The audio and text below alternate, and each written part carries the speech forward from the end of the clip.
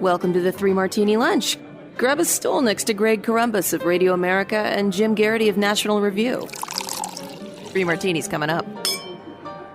Very glad to have you with us for the Thursday edition of the Three Martini Lunch. Jim Garrity is away. He'll be back tomorrow here in his place. Once again today is Inez Stepman. She is with the Independent Women's Forum and host of the High Noon podcast.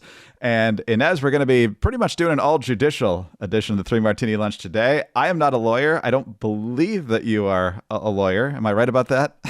I've never practiced, so I don't call myself that, but I did go to law school, and I do work on some legal issues, so half lawyer. Oh, okay. Well, you're much more qualified than me then. So we've got good, bad, and crazy in all respects to the law today. Let's start with Justice Alito, who I think we can both agree is a great justice. Excellent job on the Dobbs decision, but he's been a very stalwart constitutionalist for a very long time now. Joined the court in 2006 after the Bush administration ditched the nomination of Harriet Miers and did a much, much better job in selecting Justice Alito. But of course, lately, and we haven't talked about it much, if at all, on this podcast, but the leftists in the media have gone after him lately because of flag flying. One at his house in Virginia that was an upside-down American flag, which historically has been a sign of distress when flown from ships or any other areas. Turns out there was this massive argument among Mrs. Alito and other neighbors who didn't like her and got very foul and so forth. And then the follow-up stories showed that at a vacation house, the Alitos flew, and specifically Mrs. Alito, flew the Appeal to Heaven flag, which dates back to the American Revolution and was even flown from atop of government buildings in San Francisco until this week, until it was immediately determined that this was a Stop the Steal symbol and one of radical Christian nationalism. So it's amazing how quickly the definitions change. Nonetheless, over on the democratically controlled Senate, Dick Durbin, chairman of the Senate Judiciary Committee, and Sheldon Whitehouse of Rhode Island, who's also on the Judiciary Committee. He's most famous for using his questioning of Brett Kavanaugh to talk about all the yearbook posts from 1982, if you remember that fiasco. But they asked Justice Alito to recuse himself from any cases involving January 6th, which includes the Trump immunity case, which makes you wonder if they've been tipped off as to what the verdict is in the Trump immunity case. I'm sure it'll be coming down here in the next few weeks. June is always the most dramatic time for the Supreme Court. But Alito is writing a letter to Durbin, to White House, explaining the situation, saying his wife jointly owns the home in Virginia. She has the legal right to use the property as she sees fit. He didn't want her to fly the flag. She did it anyway. That's her right. She actually owns the vacation home, and so she gets to do what she wants there as well. So it's interesting that, the left is basically mad at Justice Alito for not controlling his wife. So I guess that only works in one direction, Inez. But basically his final point to Durbin and White House is for them to pound sand. He concludes by saying a reasonable person who is not motivated by political or ideological considerations or a desire to affect the outcome of Supreme Court cases would conclude that this event does not meet the applicable standard for recusal. I am therefore duty-bound to reject your recusal request. So not a big surprise. I think we all expected this to be Alito's response, but what do you make of him making it pretty clear to everyone trying to gin up a non-story here? Yeah, I mean, there is a story here before we get to the actual details about the flag and everything else. But there is a story here, which is that it's I think been more than a year now. There's been a consistent drumbeat, and it's clearly coordinated on the left to try to shame any one of the right-leaning justices into recusal on cases. It started, of course, with the increasingly ridiculous stories about Justice Thomas from ProPublica that amounted to the justice has a rich friend. They've been going after Justice Thomas's wife for her political activism for years, by the way. But this is clearly like a coordinated attempt. And now I guess they have completely exhausted every nook and cranny possible with Justice Thomas's life. So they've moved on to Justice Alito, and where they've found even less to deal with, right? So that this story is a non-story, other than the only like condemnable part of this entire story is the behavior of the Alito's neighbors in all of this. Apparently they have some really psycho neighbors who called his wife the C word, has been flying flags that in like a neighborhood with a lot of children that have the F word, like F Trump. It seems like the whole neighborhood was not particularly happy with that, not even from a political perspective, but from a parenting perspective. They're not really great when you have like 11-year-olds walking around to explain to them, oh, okay, here's the F word. I think it was the Washington Post that profiled the neighbors. They sound like absolute psychos. And then on top of it is layered this journalist's opinion about how they're the victims. And it's just, I think it reads like very funny, to be honest. But yeah, I mean, that is the story here, is that this is a coordinated attempt. It's to undermine the legitimacy of the court, which is, of course, something that the left was all in favor of, the court deciding everything about our lives, well beyond the bounds of any sort of objective interpretation of the words of the Constitution or federal law. The court was basically the first stop for politics on a lot of contentious moral issues, for example, for the left since the Warren Court for decades and decades. But now that it's become a backstop and that there are enough conservative justices to sometimes put in a backstop against some of the things that the left would like to do, now there is this campaign to delegitimize the court and to paint the justices on the right as somehow, radicals are illegitimate, when it couldn't be further from the case. I mean, I'm honestly confused as to who is the audience for this story, because unless you are already dug in as basically like the Alito's neighbors, right? Unless you're that far dug in, I just don't see how this is just a non-story, flying this flag. By the way, I remember the first time they freaked out about this flag was under the Tea Party. This is not the first time that they've said that the Appeal to Heaven flag, which was commissioned by George Washington, has a long history in this country, is a sign of sort of dangerous right-wing radicalism. I actually remember the first freak out over this flag, which is fun. Inez, I think it's just the goal is the steady drumbeat. If they can just keep dropping a number of stories about these justices, and we're going to have another one in our second martini here, but, Justice Thomas took vacations with this one, and Justice Alito and his wife flew the flag. And so that gives senators chances to talk about ethics issues. And there's this ethical cloud that hangs over the court. And if you just keep repeating that, more and more people who don't pay close attention, they're hoping that's going to seep into their minds. But at the basis of all this is the fact that they essentially control the Supreme Court. It was close. They didn't get every decision for a lot of years. But now there's a decided conservative or constitutionalist majority on the court. For years, they could kind of arm twist Sandra Day O'Connor, Justice Kennedy, or famously Justice Roberts in the case of the Obamacare individual mandate and so forth. Now it's 6-3 if Roberts is siding with the originalist crowd, 5-4 if he's not. So they don't even have to have that vote. So now it's not a matter of arm twisting. It's a matter of delegitimizing or discrediting by the people who claim that they're the ones defending democracy and the norms and the constitutional order. And the funny part about all this is that the Democrats are responsible for this, namely Harry Reid, who, because he killed most judicial filibusters, paved the way for Mitch McConnell to kill the Supreme Court justice filibuster. And then the Democrats committed another mistake by trying to filibuster Gorsuch when there was absolutely no reason to do so. They claimed that it was a stolen seat because Mitch McConnell actually played hardball and wouldn't let Obama fill that seat. So they played their filibuster card that year, and they got the rule changed. If the filibuster had still been in place for Brett Kavanaugh or Amy Coney Barrett, I'm not sure that they would have changed the rule. They would have had the votes to change the rule. So they shot themselves in the foot twice, and they're reaping the results of that right now. Absolutely. And this is a capstone on a very long campaign using institutions.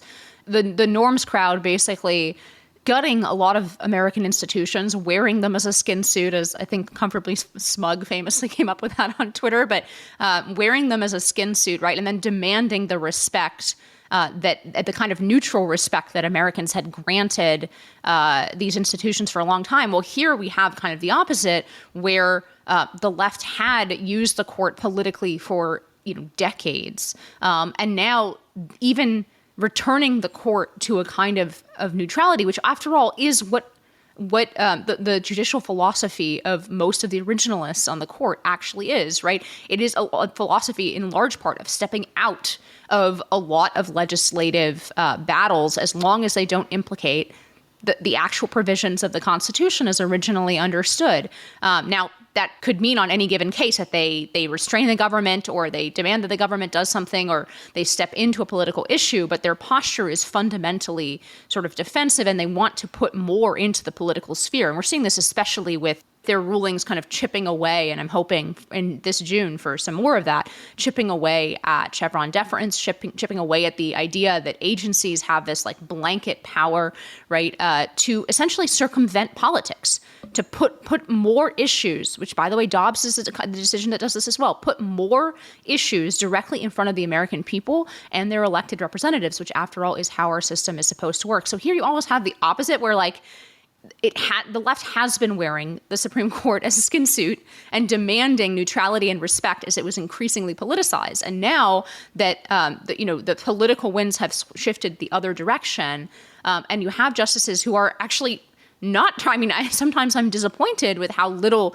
they seem to understand the shifting landscape of politics around them, but they're doing the job of judges, which is to say, to read the law, to apply it neutrally, and that is cause for the left to now delegitimize this institution. So you see in all of these things how much of a tool, like a political fig leaf and nonsense kind of word, the respective norms really is. And we saw this with so many things under the Trump administration, but the most obvious one that I always just sticks in my craw is, of course, the idea that a general could make calls to a foreign adversary, China, and try to circumvent the policy decisions of the president of the United States.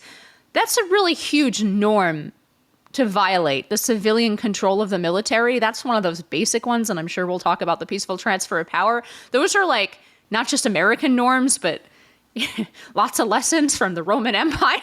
These are like basic small r Republican norms that are being violated, and somehow that's never considered by people who are constantly shrieking about norms, when in reality what they're talking about is anytime the left loses in a kind of fair political process, norms, quote unquote, are being violated. But that's not actually the norms of the country. And when it comes to the important norms of the country, they not only don't care, but they actively encourage it, as they are with the Supreme Court. Well, I'm certainly going to be on the lookout. Sorry, that was long. That was a rant, but that's okay. I'm also going to be on the lookout for 5-4 decisions with Alito in the majority that the left doesn't like next month, because beyond the Trump immunity case, if that's even one of them, I don't know. But just to see what else they're not happy about, what might be coming down the pike right now. All right. Well, the left has gone after Justice Thomas repeatedly. In fact, they started doing it before he was even on the court. See Anita Hill. Now it's Justice Alito. And now Rolling Stone has found some very disturbing news, Inez, about Amy Coney Barrett, and specifically her husband. Breathtaking, breaking, it says on their Twitter feed, or X feed, whatever you want to call it now. Supreme Court Justice Amy Coney Barrett's husband is currently representing Fox Corp, the parent company of Fox News, in a defamation lawsuit, according to court records. The lawsuit relates to reports by one of Fox's local stations, so it's not even related to Fox News. Jesse Barrett is a trial lawyer and managing partner at South Bank Legal. He heads the firm's Washington, D.C. office, which opened after Justice Barrett joined the High Court. While the South Bank Legal website says that Jesse Barrett, quote, focuses on white-collar criminal defense, internal investigations, and complex commercial litigation, it notes in a recent edition that he has, quote, represented a prominent media company in a lawsuit alleging defamation. So follow the breadcrumbs here. Fox News is owned by Fox Corp. And so a local station under the banner of Fox Corp is involved in a defamation suit. And somehow this compromises Amy Coney Barrett on the Supreme Court, because now they're saying, oh, here we go again with all the ethical considerations. It just never stops on the left. Each time they do this, Inez, it gets more and more desperate and pathetic. And hopefully Americans are seeing through it. Well, I mean, I think you were right in the last segment when you said the point is to keep up a drumbeat, right? Every single one of these stories falls apart upon actual consideration. and they're just getting more and more ridiculous. But of course, the point is to have a headline about the ethics of the Supreme Court, and particularly the right-leaning members of the Supreme Court every week as a drumbeat, to delegitimize it. And people who aren't paying a lot of attention to any of these particular stories will be like, they will get the impression from the media that there is some kind of ethical problem with the Supreme Court, where, of course, a couple things. One, obviously, the spouses of Supreme Court justices do not lose their First Amendment rights to participate in American democracy just because their spouses have been nominated and ascended to the Supreme Court. That's ridiculous and not under any of the standards of recusal. And similarly, right, these are so tangential sort of connections that are being drawn here when Ruth Bader Ginsburg was very open about a lot of her politics. She spoke at DNC gatherings, right? Similarly, her husband, represented interests that ended up directly before the Supreme Court. Elena Kagan, of course, famously defended Obamacare, right? And then ruled on Obamacare, on the constitutionality case about Obamacare, right? So, this is the norm in legal circles. There's no comparable sort of witch hunt going through every action, especially of the spouses of every single one of the left-leaning members of the court. But that's the purpose, right? We talked about it last time. The purpose is to create this impression that the Supreme Court is somehow illegitimate now that it's not ruling for the left every single time. As an ardent anti-feminist, Inez, how much joy did it give you that despite Barack Obama's entreaties for Ruth Bader Ginsburg to retire so he could replace her, she wanted this dramatic girl power moment where Hillary Clinton was going to win and then replace her in this historic moment. And then ultimately, it doesn't work out that way. Trump wins and Amy Coney Barrett ends up replacing her after she passes away. Well, I have some respect for Ruth Bader Ginsburg. Disagree with virtually all of her positions. She was a smart jurist. Sure. But her positions were actually much more honest, I think, than the modern left on a couple different issues directly related to what you're talking about. For example, the Equal Rights Amendment, which is something that I've testified in Congress against and think this is a really, really bad idea. She was a huge proponent of it. Even she, a couple years before she died, said the procedure the left is going about, to try to resurrect this amendment since the 1970s. She said, no, you got to put it in the hopper. You got to start over. So she had a dedication to procedure that a lot of people on the left today ignore. But even on something like Dobbs or abortion, she was very much pro-choice. But I think it used to be more common for left-wing law professors and jurists to acknowledge that Roe was bad law and that it didn't have a basis for the ruling. So you still get a couple brave law professors on the left. Akhil Amar is one of them, who will acknowledge that Roe was bad law. But she actually wanted to derive this equality principle, which she thought the ERA would add to the Constitution. Anyway, we'll see how Amy Coney Barrett turns out to be as a justice. I think she's, saner than Kagan or Sotomayor, but I haven't really made up my mind yet. She hasn't had enough terms under her belt to really get a sense of what her jurisprudence is going to be, other than she's a stickler for procedure. And I think especially what cases come before the court, which there's been some speculation that she's going to be a more moderate voice because she's been a stickler about the postures of the cases that are getting up. And I don't think that's actually a fair analysis of her. Anyway, this is more inside baseball than anybody is interested in. But of course, I enjoyed watching Amy Coney Barrett's hearings like anyone else. Yeah. The empty notepad moment. Yeah, that was awesome.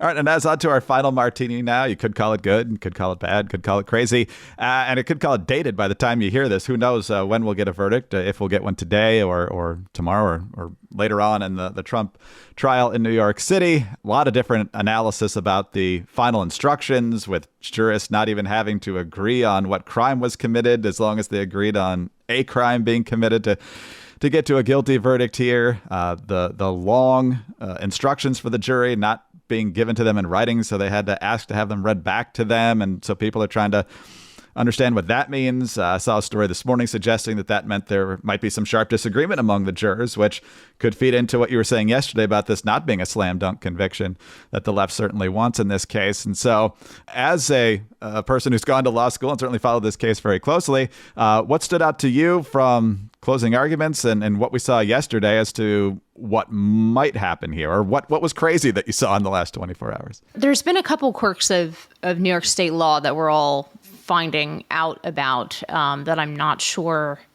will stand up and appeal. One of those things is that the prosecutors waited until, first of all, apparently the prosecution goes second in New York instead of first. The defense does not get to go last. But the prosecution waited until closing argument to actually articulate what the underlying crime options really were. And it turns out they are relying on the federal statute about campaign finance reporting, which is something that the federal government, which has been keen to charge Donald Trump with anything they can find, right, declined to charge because there was no case for it. And so that was sort of the immediate question when Bragg first came out and did the press conference about this. It was like, okay, well, what is the underlying hook here that makes this a felony? And he was kind of coy about it. He's like, we don't have to tell you yet. We're working on our case, right? And he didn't really articulate it. It turns out in New York, or at least the way that this trial judge is allowing this to happen, you can wait all the way until your opponent rests his defense case, until you actually articulate what piece of the law you're relying on and what your actual case is on. Like I said, I have a legal background, but I'm not a trial lawyer. Don't, take this to the bank. But that seems extremely at odds with basic due process to me. You have to know specifically what you're charged with in order to mount a specific defense. And similarly, these jury instructions, I have no idea what the judge said. It's funny that the jury also, understandably, I would say, doesn't seem to understand what the jury instructions were, and including the bit about apparently the judge is charging the jury that they don't have to agree on what the underlying crime is, as long as they agree that Donald Trump committed one of these three underlying crimes in order to conceal.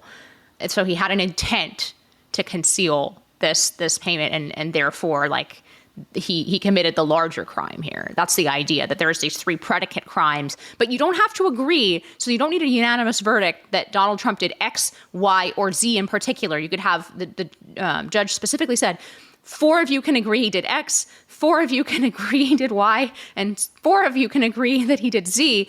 But that's still unanimous for the purpose of this overarching crime, which again is very wonky, seems on its face to be a blatant poke to the eye of basic due process rights.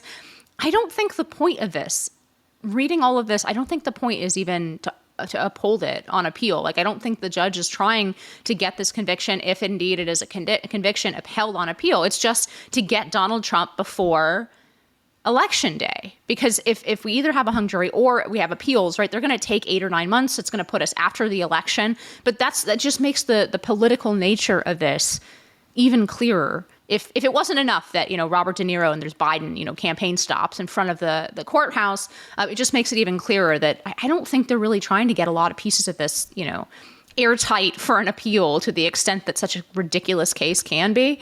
I think these jury instructions are really something that will be heavily litigated in appeal, and I would bet on Donald Trump being able to overturn. But who knows? It's New York. Yeah, I'm also seeing, the media and a lot of people on the left treating judges the same way they treat whistleblowers. It all depends on the circumstances. So if you're the Vindman brothers with that scandal with Trump and the whole impeachment thing, they're patriots who are speaking up and defending the Constitution. If you work for the IRS or the FBI and you're reporting to Congress about the way that the Justice Department was covering up for Hunter Biden, well, then you're a bad guy. Now, on the judicial front, Judge Merchan making life tough for Trump. Oh, he's a tough judge, and he's a guy that's no nonsense. Eileen Cannon down in Florida making trouble for Jack Smith and making his life harder and not going with whatever motion he wants to do, including the gag order this week. Well, she's just a political hack who's on the bench. So it's just fascinating and completely predictable to watch how the left on the one moment, stands up so proudly, allegedly, for our institutions. But the second these people don't have their same ideology or don't back up their narrative, well, then they're a problem that has to be demonized. Yeah, I mean, that's really the theme of this entire episode, isn't it? It's Yes. the degradation of the rule of law and of actual norms that are important in this country on the altar of leftist politics. And as you say, they switch back and forth depending on what the politics of the issue are. You know, if you're getting Donald Trump, then the kind of procedural problems that are obvious in this case in New York don't matter. Obviously, we saw that it's not new. I mean, we discussed in the last couple of segments, right? The Kavanaugh hearings, the Thomas hearings, right? It's been clear for some time that the left doesn't care about fairness, due process, the rule of law, but we're going back and forth on the Trump trials and on these ridiculous stories about the justices. But it's important to realize how bad this is for the country. I was reading this graph a long time ago about the two factors that are most correlated with prosperity in countries. And of course, you know, one would expect having a relatively free market is a huge factor, but it was actually number two. The number one was a neutral enforcement of the rule of law. Right, that predictable set of laws that are equally applicable to everybody, and we're losing that, and we're losing the confidence in that for good reason. You know, I wouldn't be surprised if the majority of Republican voters no longer believe that we have a system of laws and not men in this country, and they have good reason to believe that. This is a travesty. Like, I know that it is also the media circus, that it is also the election, and we talk about it in that way, but we are violating the deepest norms of peaceful transfer of power, of the rule of law, of the courthouse being something that's separate from politics rather than a weapon of politics. That's just terrible for the country. There's no other way to say it. It's terrible for the country, and it's not something I ever thought would happen in America. Inez, great to have you the past couple of days, and I'm sure we'll do it again down the road. Always great to have you. It's always great to be here. It's been a pleasure. Thank you. Thanks. Inez Stepman of the Independent Women's Forum. She's also host of the High Noon podcast. I encourage you to check that out. Also, thanks to you for listening to the 3 Martini Lunch today, and please subscribe if you don't already. Tell your friends to do it as well. Thanks for your 5-star ratings and your kind reviews. Please keep those coming. Get us on your home devices. All you have to say is play 3 Martini Lunch podcast. Follow us all on X. She's at Inez Felcher. Jim is at Jim Garrity. I'm at Dateline_DC. Have a terrific Thursday. Jim will be back for the Friday edition of the 3 Martini Lunch.